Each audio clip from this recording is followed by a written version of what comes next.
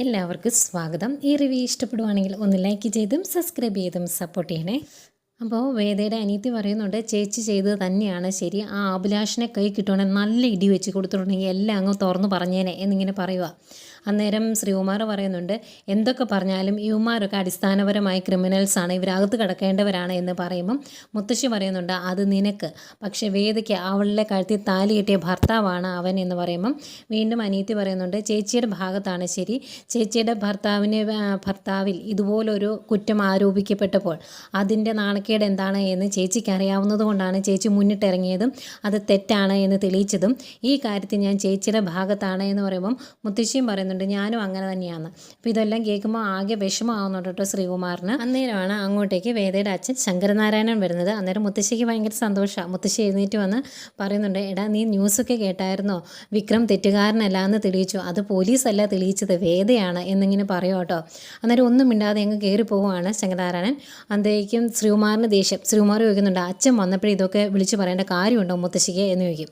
അന്നേരം ശങ്കരനാരായണൻ കയറി പോവുമായിരുന്നു സ്റ്റെപ്പ്. അവിടെ നിന്നിട്ട് പറയുന്നുണ്ട്, ഈ കാര്യത്തിൽ അമ്മ പറഞ്ഞതല്ലേ ശരി, അവൾക്ക് അത്രത്തോളം വിശ്വാസം ഉണ്ടായിരുന്നു അവളുടെ ഭർത്താവിനെ, അതുകൊണ്ടാണല്ലോ അവൾ ഇതിനു വേണ്ടി മുന്നിട്ടിറങ്ങിയത്.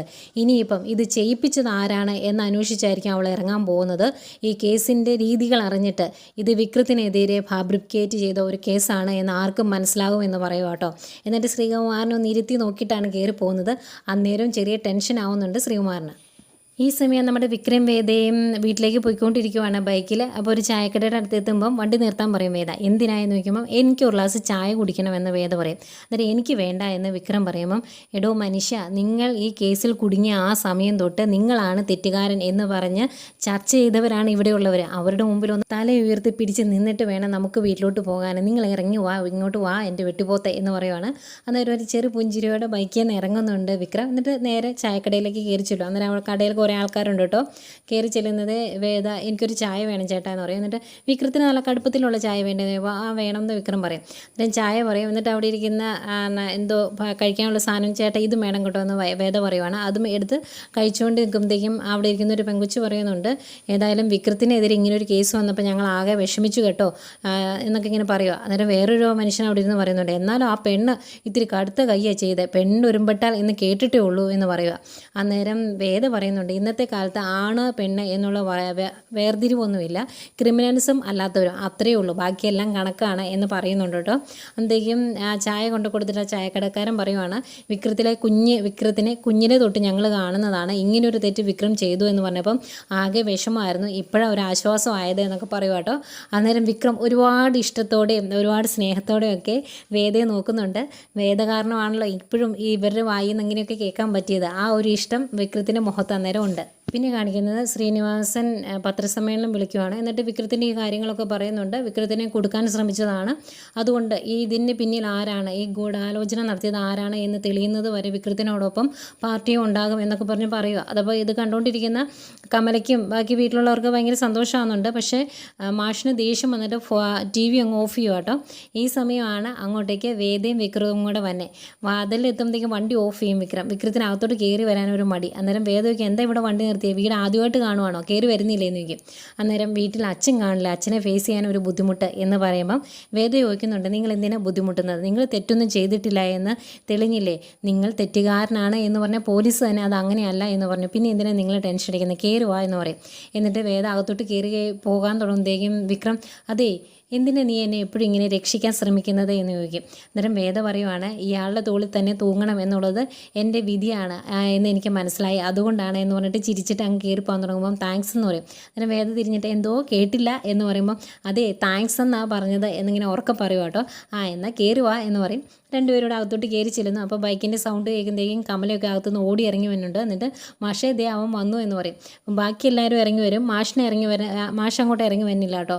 അത് ഒരു അച്ഛൻ്റെ വിഷമമാണ്. കാരണം വിക്രം പാവമായിട്ടും ഈ പേരുദോഷമൊക്കെ കേൾക്കേണ്ടി വന്നത് ഈ പാർട്ടിയുടെ പുറകെ നടക്കുന്നതുകൊണ്ടാണല്ലോ എന്നുള്ള വിഷമവും സങ്കടമൊക്കെ മനസ്സിലുണ്ട്. അത് പ്രകടിപ്പിക്കാൻ അറിയില്ലാത്തത് കൊണ്ടാണ് അങ്ങനെ സങ്കടപ്പെട്ട് അവിടെ ഇരിക്കുന്നത്. ഏതായാലും അവരെല്ലാവരും അങ്ങ് ഇറങ്ങി വരും. എന്നിട്ട് ഭയങ്കര സന്തോഷത്തോടെ കമല വേദയോട് പറയുന്നുണ്ട്, മോളെ നീ ഏതായാലും എന്തായാലും ഇതിനു വേണ്ടി മുന്നിട്ടിറങ്ങിയല്ലോ, ഇത് തെളിയിച്ചല്ലോ, നിൻ്റെ സ്ഥാനത്ത് വേറെ ഏത് പെണ്ണായാണെങ്കിലും ഇവൻ്റെ കൂടെ നിൽക്കില്ലായിരുന്നു. ഈ കുറഞ്ഞ സമയം കൊണ്ട് ഇവനെ ഇത്രത്തോളം മനസ്സിലാകാൻ നിനക്ക് സാധിച്ചല്ലോ, അമ്മയ്ക്ക് ഒരുപാട് സന്തോഷമുണ്ടായെന്നൊക്കെ പറയുക കേട്ടോ. അന്നേരം വേദ പറയുന്നുണ്ട്, എനിക്ക് ഉറപ്പുണ്ടായിരുന്നു വിക്രം അങ്ങനെ ചെയ്യില്ല എന്ന്, എനിക്ക് ഉറപ്പുണ്ടായിരുന്നു അമ്മേ, അതുകൊണ്ടായിരുന്നു എന്നൊക്കെ പറയുന്നുണ്ട്. അന്നേക്കും മാഷു അങ്ങോട്ട് ഇറങ്ങി വരുവേ.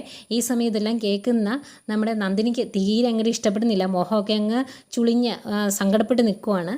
അപ്പോഴത്തേക്കും സുധാകരൻ മാഷും അങ്ങോട്ട് ഇറങ്ങി വരുന്നുണ്ട്. അന്നേരം വേദ അടുത്ത് നിന്നിട്ട് പറയുന്നുണ്ട്, അച്ഛാ വിക്രം ഇങ്ങനെ ഒരു തെറ്റ് ചെയ്യില്ല എന്ന് ഞാൻ ഉറച്ചു വിശ്വസിച്ചിരുന്നു, അതുകൊണ്ടാണ് ഇതിൻ്റെ പുറകെ ഇറങ്ങിയതും അത് തെളിയിച്ചതും. തെറ്റാണ്, വിക്രം തെറ്റുകാരനാണ് എന്ന് പറഞ്ഞ പോലീസുകാരെ കൊണ്ട് തന്നെ അത് അങ്ങനെയല്ല എന്ന് പറയിപ്പിച്ചതും. ഏതായാലും ഇങ്ങനൊരു സംഭവം നടന്നപ്പം വിക്രം അത് ചെയ്യില്ല എന്ന് അമ്മ വിശ്വസിച്ചിരുന്നു, വേറെ ആരും വിക്രത്തിനൊപ്പം നിന്നില്ല ഈ വീട്ടിലെ എന്ന് പറയൂ കേട്ടോ. എന്നിട്ട് വേദ അതിൻ്റെ കൂടെ പറയുന്നുണ്ട്, കുഞ്ഞിലേ തൊട്ട് വിക്രത്തെ നന്മകളും നല്ല കാര്യങ്ങളും ഒക്കെ പറഞ്ഞു കൊടുത്ത് വളർത്തിക്കൊണ്ട് വന്നത് അച്ഛനും അമ്മയും കൂടിയാണ്. ആ നന്മയുടെ ഒരംശമെങ്കിലും മനസ്സിലുണ്ടെങ്കിൽ വിക്രം ഇത് ചെയ്യില്ല എന്ന് എന്തുകൊണ്ടാണ് മാഷ് വിശ്വസിക്കാതിരുന്നത് എന്ന് ചോദിക്കും. എന്നിട്ട് വേദ പറയുന്നുണ്ട്, എൻ്റെ ഭർത്താവ് തെറ്റ് ചെയ്യില്ല എന്ന് ഞാൻ വിശ്വസിക്കാനുള്ള കാരണം അദ്ദേഹത്തെ എനിക്ക് അത്രത്തോളം വിശ്വാസം ഉള്ളതുകൊണ്ട് മാത്രമല്ല, അദ്ദേഹം ഈ സുധാകരൻ മാഷിൻ്റെ മകൻ ആയതുകൊണ്ടുകൂടിയാണ് എന്നിങ്ങനെ പറയുക കേട്ടോ. അന്നേരം മാഷ് ഇതെല്ലാം കേട്ട് നിൽക്കുന്നുണ്ട്, സങ്കടമൊക്കെ വരുന്നുണ്ട്, അതൊക്കെ ഇങ്ങനെ പിടിച്ച് നിർത്തിയേക്കുവാണ്. ഏതായാലും ഇത്രയും പറഞ്ഞിട്ട് വേദ, ഇനിയിപ്പം വിക്രത്തിനകത്തേക്ക് കയറാമല്ലോ, വിക്രം തെറ്റ് ചെയ്തില്ല എന്ന് എല്ലാവരും നാട്ടുകാർ സഹിതം എല്ലാവരും പറഞ്ഞല്ലോ, ന്യൂസും വന്നു, ഇനിയിപ്പോൾ കുഴപ്പമില്ലല്ലോ എന്നൊക്കെ ഇങ്ങനെ പറഞ്ഞിട്ട് അവരെല്ലാവരും അകത്തേക്ക് കയറി പോവുകയാണ്. അന്തേക്കും മാഷ് വിളിക്കും, വേദ എന്ന് പറഞ്ഞ് വിളിക്കും. എന്നിട്ട് പറയുന്നുണ്ട്, ഇപ്പം ഈ കാര്യങ്ങളെല്ലാം നടന്നു, അവൻ തെറ്റ് ചെയ്തിട്ടില്ല എന്ന് ബോധ്യപ്പെടുത്താൻ വേണ്ടി നീ മുന്നിട്ടിറങ്ങിയത് കൊണ്ടാണ് ഈ ന്യൂസ് എല്ലാം വന്നതും അവൻ തെറ്റുകാരനല്ല എന്ന് തെളിഞ്ഞതും. പക്ഷേ അതുവരെ ഇവൻ തന്നെയായിരുന്നു ആ തെറ്റുകാരൻ എന്ന്, ഇവൻ തന്നെയാണ് ആ തെറ്റ് ചെയ്തത് എന്ന് നാട്ടുകാർ മൊത്തം വിശ്വസിച്ചു. എന്തുകൊണ്ടാണ് അങ്ങനെ വിശ്വസിച്ചത്? ഇവൻ്റെ ഇതുവരെയുള്ള പ്രവൃത്തി അതായതുകൊണ്ടാണ്. എൻ്റെ വേറെ ഏതെങ്കിലും മക്കളാണ് ഇങ്ങനെ ഒരു കേസിൽ പോയി പെട്ടതെങ്കിൽ ഈ നാട്ടുകാരത് വിശ്വസിക്കില്ലായിരുന്നു, കാരണം അവരത് ചെയ്യില്ല എന്ന് ഈ നാട്ടുകാർ തന്നെ പറഞ്ഞേനെ.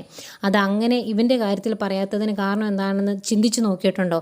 ഇവൻ ചെറുപ്പത്തിൻ്റെ ചോരത്തിളപ്പ് കൊണ്ട് പല തെറ്റിലും പോയി വീണു. അതെല്ലാം കഴിഞ്ഞ് അതിൽ നിന്ന് രക്ഷപ്പെട്ട് പുറത്തേക്ക് വന്നതിന് ശേഷവും അവൻ സ്വീകരിച്ചിരിക്കുന്ന മാർഗം എന്താണ്? രാഷ്ട്രീയക്കാരുടെ ഗുണ്ടയായി അവരുടെ കൂടെ നടക്കുക എന്നുള്ളത്. അങ്ങനെ അവൻ അവൻ്റെ ജീവിതം നശിപ്പിച്ചുകൊണ്ടിരിക്കുന്നതുകൊണ്ടാണ് അവൻ ഇങ്ങനെ ഒരു കേസിൽ പോയി പെട്ടത്. പിന്നെ ഇവൻ്റെ ആശാൻ പറയുന്നത് പോലെ ഇവനെതിരെ നടന്ന ഒരു ഗൂഢാലോചനയാണ് ഇതെങ്കിൽ ആ ഗൂഢാലോചനയിൽ ഇവനെ തന്നെ അവർ തിരഞ്ഞെടുക്കാനുള്ള കാരണം എന്താ? ഇവൻ മുന്നേ ചെയ്തിട്ടുള്ള പ്രവൃത്തികൾ. അതുകൊണ്ടല്ലേ. അപ്പോൾ എവിടെയാണ് തെറ്റ് സംഭവിച്ചത്? അതിൽ നിന്ന് എങ്ങനെ രക്ഷപ്പെടാം, അല്ലെങ്കിൽ എങ്ങനെ അതിനെ തിരുത്താമെന്ന് ഒന്ന് ചിന്തിക്കുന്നത് നല്ലതാണ് എന്നൊക്കെ പറഞ്ഞിട്ട് മാഷ് അങ്ങോട്ട് ഇറങ്ങി പോവാട്ടോ. അന്നേരം ആകെ സങ്കടം വരുന്നുണ്ട് വിക്രത്തിന്. പക്ഷേ ഇത് കേൾക്കുന്ന നന്ദിനിക്ക് മാത്രം ഭയങ്കര സന്തോഷം കേട്ടോ. നന്ദിനി അത്രയും നേരം വിഷമിച്ചിരിക്കുകയായിരുന്നു. അന്നേരമാണ് നന്ദിനിയുടെ മുഖം ഒന്ന് തെളിഞ്ഞു കാണുന്നത്. ഏതായാലും മാഷ് ഇത്രയും പറഞ്ഞിട്ട് അവിടെ നിൽക്കുന്ന ഒരു തൂമ്പ എടുത്തുകൊണ്ട് പുറത്തേക്ക് പോകുന്നു. ഇതെല്ലാം കണ്ട് നിൽക്കുന്ന വിക്രത്തിന് സങ്കടം വരുന്നുണ്ട്. മാഷ് നേരെ പറമ്പിലോട്ട് പോയിട്ട് തൂമ്പ എടുത്ത് കുറേ നേരം കിളയ്ക്കും. അന്നേരം മനസ്സിലെ വിഷമവും സങ്കടമൊക്കെ അങ്ങനെയെങ്കിലും തീരട്ടെ എന്ന് ഓർത്താവാം. ഏതായാലും ഇത് കഴിഞ്ഞ് വേദ റൂമിലേക്ക് ചെല്ലുമ്പം വിക്രം അവിടെ ആകെ വിഷമിച്ചിരിക്കുകയാണ്. അന്നേരം വിക്രത്തിൻ്റെ കയ്യിലേക്ക് ഉല്ലാസ് ചായ കൊടുക്കും വേദ. എന്നിട്ട് പറയുന്നുണ്ട്, മനസ്സിൽ വിഷമമുണ്ട് എന്ന് എനിക്കറിയാം, എന്ന് കരുതി ഇത് തട്ടിത്തെറിപ്പിച്ച് കളയുമൊന്നും വേണ്ട, അതൊക്കെ ഒരു ക്ലീശയാണ് എന്ന് പറയുക കേട്ടോ. അന്നേരം ഒരു ചെറു പുഞ്ചിരിയുടെ ആ ചായ അങ്ങ് മേടിച്ച് കഴിഞ്ഞ് വേദ പറയുന്നുണ്ട്, എനിക്ക് അടുക്കളയിൽ കുറച്ച് പണിയുണ്ട്, ഇപ്പോൾ ഉടനെ ഒന്നും പുറത്തേക്ക് പോകില്ലല്ലോ, ഉച്ചയൂണാകുമ്പോൾ വിളിക്കാൻ കേട്ടോ എന്ന് പറഞ്ഞിട്ട് അങ്ങോട്ട് പോകാൻ തുടങ്ങുവാണ്. അന്നേരം വേദ എന്ന് പറഞ്ഞ് വിളിക്കും വിക്രം. എന്നിട്ട് സോറി പറയുക കേട്ടോ, ഞാൻ ജാമ്യം കിട്ടി പുറത്തേക്ക് വന്ന സമയത്ത് നിന്നെയാണ് കുറ്റപ്പെടുത്തിയത്, അങ്ങനെ ചെയ്യാൻ പാടില്ലായിരുന്നു എന്ന് എനിക്കിപ്പോൾ മനസ്സിലായി, സോറി എന്ന് പറയുമ്പം വേദ പറയുന്നുണ്ട്, അയ്യോ അത് നിങ്ങളുടെ തെറ്റല്ലല്ലോ, നിങ്ങളുടെ ആ സ്വാമി പറഞ്ഞതനുസരിച്ചല്ലേ നിങ്ങൾ ചെയ്തത്. നിങ്ങൾ എപ്പോഴും പറയും സ്ത്രീകൾ പിൻബുദ്ധികളാണ്, അവർക്ക് ബോധമില്ല, അങ്ങനെയാണ് ഇങ്ങനെയാണ് എന്നൊക്കെ. പക്ഷേ ഇങ്ങനെയുള്ള കള്ളസ്വാമികളുടെ അടുത്ത് പോയി വീഴുന്ന ഭൂരിഭാഗം ആൾക്കാരും പുരുഷന്മാരാണ് എന്ന് പറയുക. എന്നിട്ട് പറയുന്നുണ്ട്, ഇതുപോലുള്ള മാജിക്കൊക്കെ ചെയ്യണമെങ്കിൽ കുറച്ച് സയൻസും കുറച്ച് ഭക്തിയും മേമ്പൊടിയായിട്ട് ചേർത്തിട്ടുണ്ടെങ്കിൽ ആർക്കും ഇങ്ങനെയൊക്കെ ചെയ്യാം. ഞാനൊരു വിശ്വാസിയാണ്, അതുകൊണ്ടാണ് എൻ്റെ കഴുത്തിൽ അന്ന് നിങ്ങൾ താലി കെട്ടിയപ്പം അത് ഈശ്വര നിശ്ചയമാണ് എന്ന് കരുതിയതും പിന്നീട് നിങ്ങൾ ആ താലി തട്ടിത്തെറിപ്പിച്ചപ്പോഴും എൻ്റെ കഴുത്തിൽ തന്നെ വന്നു വീണു. അത് ഒരു ഈശ്വര നിശ്ചയമായി തന്നെ ഞാൻ കരുതുന്നതും അതുകൊണ്ട് തന്നെയാണ്, അല്ലാതെ ഇങ്ങനെയുള്ള മാജിക്കിലൊന്നും പോയി വീഴരുത് എന്നൊക്കെ പറഞ്ഞ് ഉപദേശിക്കും കേട്ടോ കുറച്ച്. എന്നിട്ട് വേദ പറയുന്നുണ്ട്, ഈശ്വര വിശ്വാസം എപ്പോഴും നല്ലതാണ്, ആ ഈശ്വര വിശ്വാസമാണ് നമുക്ക് നല്ല നല്ല തീരുമാനങ്ങൾ ജീവിതത്തിൽ എടുക്കാനും അതിൽ ഉറച്ചു നിന്ന് മുന്നോട്ട് പോകാനും ഒക്കെ ധൈര്യം തരുന്നത്. അങ്ങനെ ഒരു ധൈര്യത്തിലാണ് അന്ന് നിങ്ങൾ എൻ്റെ കഴുത്തിൽ താലി കിട്ടിയ ദിവസം ഞാൻ ഇങ്ങോട്ട് കയറി വന്നത് എന്നൊക്കെ വേദ പറയും. എന്നിട്ട് വിക്രത്തോടായിട്ട് പറയുന്നുണ്ട്, ഇപ്പം മനസ്സിൽ ഒരുപാട് വിഷമമുണ്ട് എന്ന് എനിക്കറിയാം. ആ വിഷമം ആത്മാർത്ഥമാണെങ്കിൽ അച്ഛൻ പറഞ്ഞ കാര്യങ്ങളെപ്പറ്റി ചിന്തിക്കുക, സ്വയം ഒന്ന് തിരുത്താൻ ശ്രമിക്കുക, പറ്റിയ തെറ്റുകൾ എന്താണ് എന്ന് സ്വന്തമായിട്ടൊന്ന് ചിന്തിക്കുക. അതാണ് ഒരു മനുഷ്യനെ നന്നാവാനുള്ള ഏറ്റവും നല്ല മാർഗ്ഗം എന്നൊക്കെ പറഞ്ഞിട്ട് വേദ അങ്ങോട്ട് പോകുന്നു. വിക്രം അതിനെപ്പറ്റിയൊക്കെ ചിന്തിച്ച് അവിടെ ഇരിക്കുവാണ്. പിന്നെ കാണിക്കുന്നത് ശ്രീകുമാറിനെ മുത്തശ്ശിയൊക്കെയാണ്. അപ്പോൾ രാവിലെ തന്നെ വർഷയുടെ അച്ഛൻ ശ്രീകുമാറിനെ കാണാനായിട്ട് വന്നിട്ടുണ്ട്. മുത്തശ്ശിയെ പോയി വാതിൽ ഓർക്കുന്നത്, ആഹാ കയറി വാടാ എന്ന് പറയും. അന്നേരം അകത്തേക്ക് കയറി വന്നതിന് ശേഷം ചായ എടുക്കാനായിട്ട് പോകാം മുത്തശ്ശി. പോയി കഴിഞ്ഞേക്കും വർഷയുടെ അച്ഛൻ ശ്രീകുമാറിനോട് പറയുക, എന്തൊക്കെ ചെയ്ത് അവന് കൊടുക്കാൻ ശ്രമിച്ചിട്ടും ഒന്നും സാധിച്ചില്ലല്ലോടാ. ഒരു പെണ്ണ് കേസിൽ പെടുത്തിയാൽ പിന്നെ അവൻ തലപൊക്കില്ല എന്നാണ് കരുതിയത്. എന്നിട്ടും അതിൽ നിന്നും അവൻ ഊരി പോകുന്നു. ഇതുപോലെ വേദ ഇതിനു വേണ്ടി ഇറങ്ങുമെന്ന് നമ്മൾ ഓർത്തില്ലല്ലോ എന്നൊക്കെ പറഞ്ഞ് രണ്ടുപേരും അങ്ങോട്ടും ഇങ്ങോട്ടും അവരുടെ സങ്കടങ്ങൾ പറയുക കേട്ടോ, വിക്രത്തെ കൊടുക്കാൻ പറ്റാത്തതിൻ്റെ. അപ്പോൾ മുത്തശ്ശിക്കൊരു സംശയം. മുത്തശ്ശി ചായ എടുക്കാൻ വേണ്ടി അടുക്കളയിൽ പോയി നിൽപ്പുണ്ട്. ഇവരിങ്ങനെ ചർച്ച ചെയ്യുന്ന കാണുമ്പോൾ മുത്തശ്ശി പയ്യെ കേൾക്കാൻ വേണ്ടി ചെവി ഇങ്ങനെ കൂർപ്പിച്ച് നോക്കുന്നുണ്ട്. എന്നിട്ടും അറിയാൻ പറ്റുന്നില്ല. നേരം മുത്തശ്ശി മനസ്സിൽ ഓർക്കുന്നുണ്ട്, വർഷയെക്കുറിച്ചല്ല അവർ സംസാരിക്കുന്നത്, വേറെ എന്തോ ആണല്ലോ എന്നിങ്ങനെ ചിന്തിക്കുന്നുണ്ട്. ഏതായാലും ഇനിയും വിക്രത്തെ എങ്ങനെയെങ്കിലും കൊടുക്കണം എന്ന് തന്നെയാണ് അവരുടെ തീരുമാനം. അതിനുള്ള അടുത്ത പ്ലാൻ അവരുണ്ടാക്കാൻ പോവാണ്. പിന്നെ അഭിലാഷ് കൊല്ലും എന്ന് പറഞ്ഞാലും വാ തുറക്കിയല്ല, അതുകൊണ്ട് നീ പേടിക്കണ്ടെന്നും പറയുന്നുണ്ട് ശ്രീകുമാറിനോട്. അപ്പോഴത്തേക്കും അങ്ങോട്ട് ശങ്കരനാരായണൻ ഇറങ്ങി വരും. അന്നേരം കുറേ നേരം ആയോ വന്നിട്ടെന്ന് ചോദിക്കുമ്പോൾ ഇല്ല ഞാനിപ്പോൾ വന്നേ ഉള്ളൂ എന്ന് പറയും. എന്നിട്ട് ന്യൂസൊക്കെ കണ്ടില്ലായിരുന്നു എന്ന് ചോദിക്കുമ്പം ഞാൻ ന്യൂസൊക്കെ കണ്ടായിരുന്നു എന്ന് പറയുന്നുണ്ട് കേട്ടോ ശങ്കരനാരായണൻ. എന്നിട്ട് അവരങ്ങനെ സംസാരിച്ചുകൊണ്ട് നിൽക്കുന്നതായിരിക്കും അങ്ങേർക്കൊരു ഫോൺ കോൾ വരുന്നു. അത് അവരുടെ വീട്ടിൽ നിന്ന് തന്നെയാണ്. വർഷയ്ക്ക് പെയിൻ തുടങ്ങി ഹോസ്പിറ്റലിലേക്ക് കൊണ്ടുപോവുകയാണ് എന്ന് വിളിച്ച് പറഞ്ഞത്. അന്നേരം നിങ്ങൾ പോയിക്കോ, ഞാനിപ്പോൾ തന്നെ വന്നേക്കാം ശ്രീകുമാറിനെയും കൂട്ടി എന്ന് പറയുന്നു. അപ്പം അവർ പോകാൻ തുടങ്ങുമ്പം ശങ്കരനാരായണൻ പറയും ഞാനും വന്നേക്കാം എന്ന് പറയും. അപ്പോൾ ഈ സമയം അമ്പലത്തിൽ പോയേക്കുവാണ് വേദയുടെ അമ്മയും അനിയത്തിയൊക്കെ. അപ്പോൾ അവർ വരുമ്പോൾ അവരെയും കൂട്ടി മുത്തശ്ശിയോടും ഹോസ്പിറ്റലിലോട്ട് പോരെ എന്ന് പറഞ്ഞിട്ട് അവരെല്ലാം പോകുന്നു. ഏതായാലും പ്രസവം കഴിഞ്ഞ് നല്ലൊരു മുത്തുവാവയെ കിട്ടണേ എന്നിങ്ങനെ പ്രാർത്ഥിച്ച് നിൽക്കുന്ന മുത്തശ്ശിയും കാണിച്ചുകൊണ്ടാണ് ഇന്നത്തെ എപ്പിസോഡ് അവസാനിക്കുന്നത്.